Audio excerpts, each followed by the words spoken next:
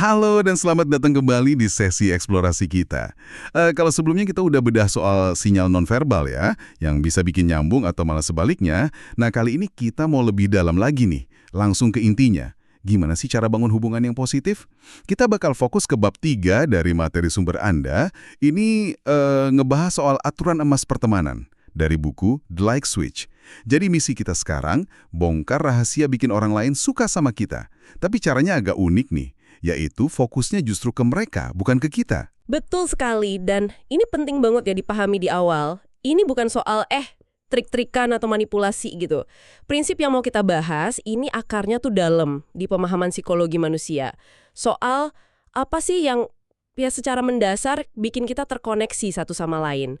Konsep ini udah terbukti loh di banyak situasi, dari obrolan santai sehari-hari, sampai ya seperti yang nanti kita lihat contohnya, di situasi yang risikonya jauh lebih tinggi. Oke.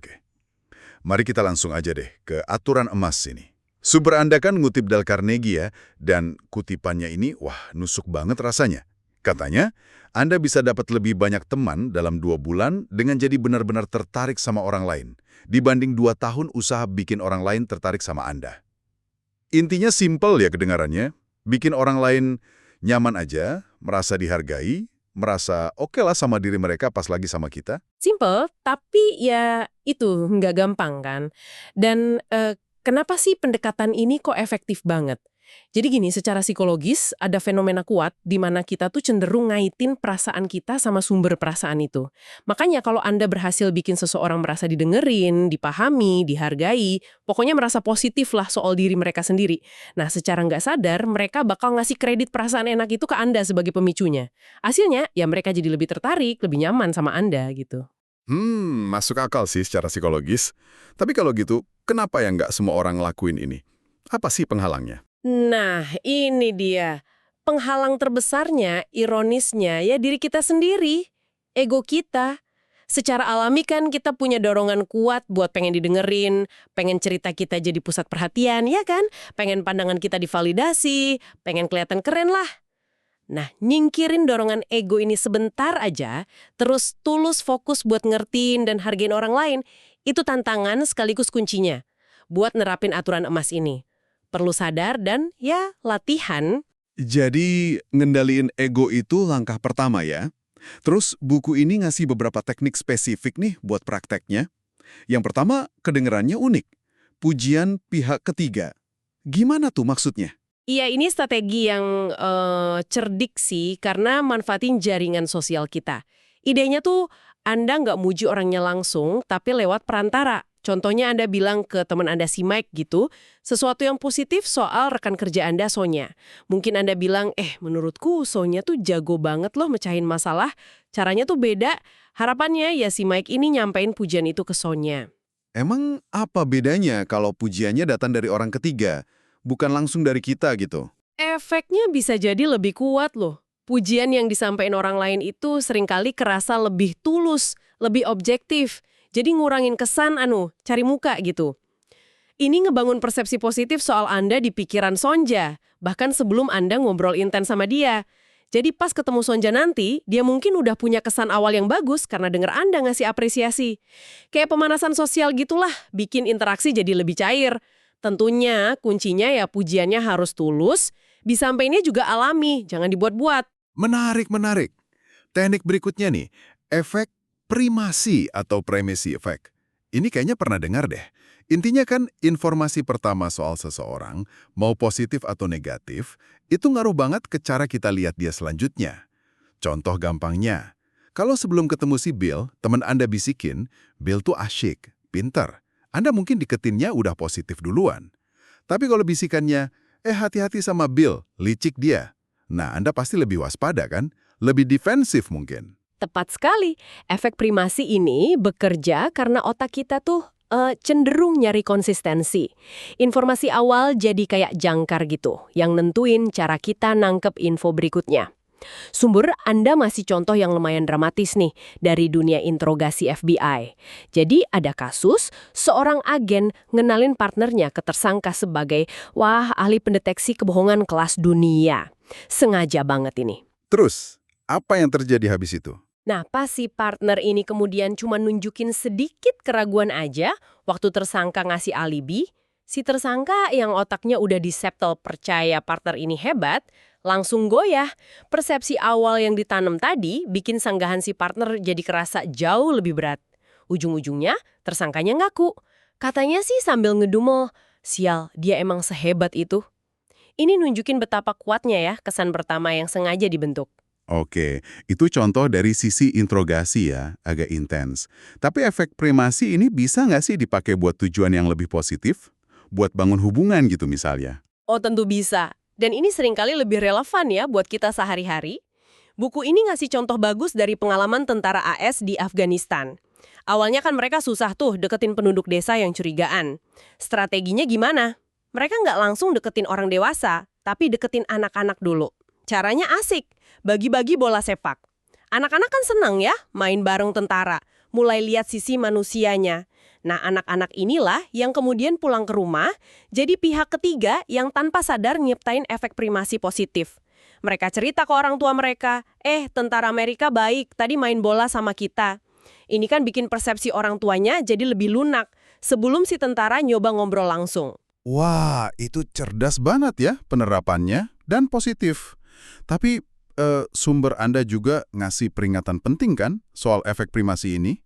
Nggak cuma soal gimana orang lihat kita, tapi bisa nipu kita sendiri juga. Bener banget, dan ini poin krusial loh, efek primasi itu bisa nyiptain bias di persepsi kita sendiri. Di buku itu diceritain kisah agen FBI muda yang wawancara tersangka penculikan. Nah, sebelumnya rekannya yang senior udah ngeyakinin dia kalau orang ini pasti pelakunya. Akibatnya apa? Si agen muda ini tanpa sadar jadi membaca semua tingkah laku tersangka, cara duduknya, kontak matanya, nada suaranya, sebagai bukti dia salah.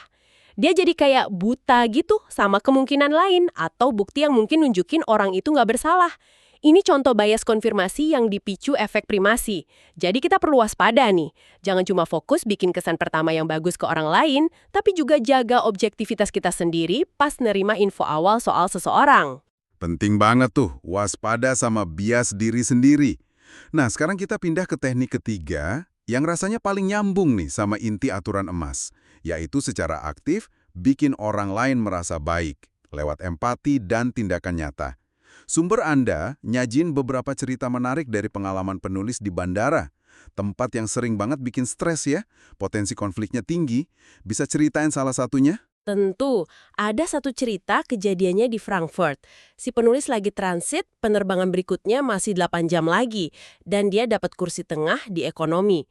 Gak enak banget kan situasinya? Nah, sisa waktu sekitar sejam sebelum berangkat, dia nyamperin agen tiket. Tapi, bukannya ngeluh, dia nerapin prinsip-prinsip tadi. Kontak mata ramah, senyum tulus, anggukan kepala dikit. Dia bahkan nyoba pakai sisa-sisa bahasa Jerman yang diingat dari sekolah, usaha kecil lah buat nyari kesamaan. Dan yang paling penting, dia secara jelas nunjukin empati ke si agen. Mungkin bilang kayak, pasti capek ya ngurusin banyak penumpang hari ini. Terus hasilnya gimana? Hasilnya, wah di luar dugaan. Agen tiket itu yang mungkin ngerasa sedikit dilihat dan dihargai sebagai manusia, ya bukan cuma petugas, akhirnya ngasih upgrade gratis ke kelas bisnis. Bukan karena diminta loh, tapi ya sebagai respons aja dari interaksi yang positif dan penuh empati tadi. Wow, keren ya. Ada contoh lain yang nunjukin kontrasnya nggak? Ada. Di lain waktu, penulis lagi antri nih. Di depannya ada penumpang marah-marah ke agen tiket gara-gara penerbangan telat. Pas giliran si penulis, bukannya ikut tegang atau ngeluh, dia malah deketin agennya pakai sedikit humor dan empati. Dia bilang sesuatu kayak, "Oke, kapan giliran saya boleh mulai teriak-teriak ke Anda nih?" gitu. Ini langsung mecah ketegangan, agennya ketawa. Terus meskipun tadinya kayaknya susah, si agen malah nemuin kursi buat penulis di penerbangan yang lebih awal. Agennya bahkan sempat nyeletuk, "Nggak ada kursi buat orang yang teriak-teriak ke saya." Wah, jadi respons kita ke situasi itu bisa ngaruh banget ya ke hasilnya. Mungkin satu contoh lagi biar makin jelas? Boleh, ada satu lagi yang ngena banget nih. Kali ini agen tiketnya baru aja ngadepin penumpang yang marah banget karena ketinggalan pesawat. Penulis nyamperin, lagi-lagi bukan bawa keluhannya sendiri, tapi nunjukin empati ke si agen. Wah, ibu tadi kayaknya lagi stres banget ya. Agennya ngangguk setuju. Nah, meskipun beberapa saat sebelumnya si agen bilang udah nggak ada penerbangan lain hari itu, Dia malah bilang ke penulis, saya nggak suka dia, saya suka Anda terbang hari ini. Terus dia berhasil nemuin penerbangan lain buat penulis. Ketiga cerita ini benar-benar nunjukin pola yang sama ya. Benang merahnya gimana menurut Anda? Benang merahnya jelas banget, dan ini inti dari aturan emas itu. Ini bukan soal jadi penjilat atau ya manipulasi situasi buat untung sendiri aja. Ini soal secara tulus mindahin fokus dari masalah atau keinginan kita sebentar aja, terus nyoba ngertiin dan ngerasain apa yang lagi dialamin sama orang di depan kita. Dalam kasus ini kan agen tiket yang lagi stres tuh. Dengan nunjukin empati yang tulus, bikin mereka ngerasa sedikit lebih baik, sedikit lebih dihargai sebagai individu, kita tuh ngebangun koneksi manusiawi. Nah, koneksi inilah yang seringkali tanpa diduga malah buka pintu solusi atau hasil positif buat kita. Kayak kata agen tiket terakhir tadi, upgrade atau bantuan itu seringnya dikasih ke orang yang saya sukai. Kuncinya yang ngebangun rasa suka itu lewat empati dan penghargaan. Penjelasan yang kuat banget. Semua contoh ini nunjukin betapa ampuhnya fokus ke orang lain. Sekarang, yuk kita bawa ini kembali ke Anda, para pendengar. Setelah dengar prinsip sama teknik ini, coba deh renungin sebentar. Gimana ya caranya Anda bisa mulai nerapin aturan emas pertemanan ini di interaksi sehari-hari? Mungkin pas rapat besok, sama rekan kerja yang kelihatan bete. Atau pas lagi ngadepin petugas CS yang mungkin lagi apes harinya. Atau bahkan di hubungan pribadi Anda, sama pasangan, anak, atau teman. Di mana nih Anda bisa sedikit aja geser fokus dari saya ke mereka? Artinya perlu dilatih. Awalnya mungkin rasanya agak kaku atau nggak alami gitu buat nahan ego, terus ngutamain perasaan orang lain secara sadar. Kita kan udah kebiasaan ya, pengen didengar dan dimengerti. Tapi ya seperti yang ditunjukin prinsip psikologis dan contoh-contoh tadi, investasi buat ngelatih fokus ke orang lain ini hasilnya bisa luar biasa loh dalam jangka panjang. Hubungan jadi lebih kuat, interaksi lebih positif, dan seringnya solusi yang enak buat semua pihak tuh jadi lebih gampang ditemuin. Ini bukan cuma soal bikin orang lain suka sama Anda, tapi lebih ke nyiptain dinamika sosial yang lebih sehat dan produktif aja. Jadi, kesimpulan utama dari eksplorasi kita soal bab 3 ini cukup jelas ya, dan mungkin agak kebalikan dari intuisi kita selama ini. Cara paling efektif buat disukai dan bangun hubungan kuat, itu ternyata bukan dengan nonjolin diri atau usaha keras bikin orang lain kagum sama kita. Malah sebaliknya, kuncinya ada di kemampuan kita buat secara tulus fokus ke orang lain. Bikin mereka merasa didengerin, dihargai, dipahami, dan ya pokoknya merasa enak aja sama diri mereka sendiri pas lagi sama kita. Itulah inti dari aturan emas pertemanan. Nah, sebagai penutup nih, saya mau ninggalin satu pertanyaan buat Anda renungin. Coba ingat-ingat lagi deh, satu interaksi yang baru aja Anda alamin. Mungkin obrolan tadi pagi, atau interaksi di kantor kemarin, atau sama keluarga semalam. Interaksi di mana Anda ngerasa mungkin Anda terlalu dominan, terlalu fokus sama agenda atau maunya Anda sendiri.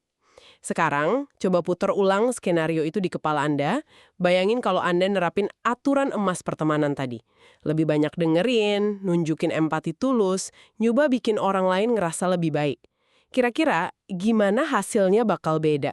Coba pikirin, nggak cuma gimana perasaan orang lain mungkin berubah, tapi juga gimana hasil akhir interaksi itu berpotensi berubah buat Anda juga. Ini bukan cuma soal disukai loh, tapi soal efektivitas dan kepuasan dalam hubungan antar manusia. Ya, bahan renungan lah sampai sesi kita berikutnya.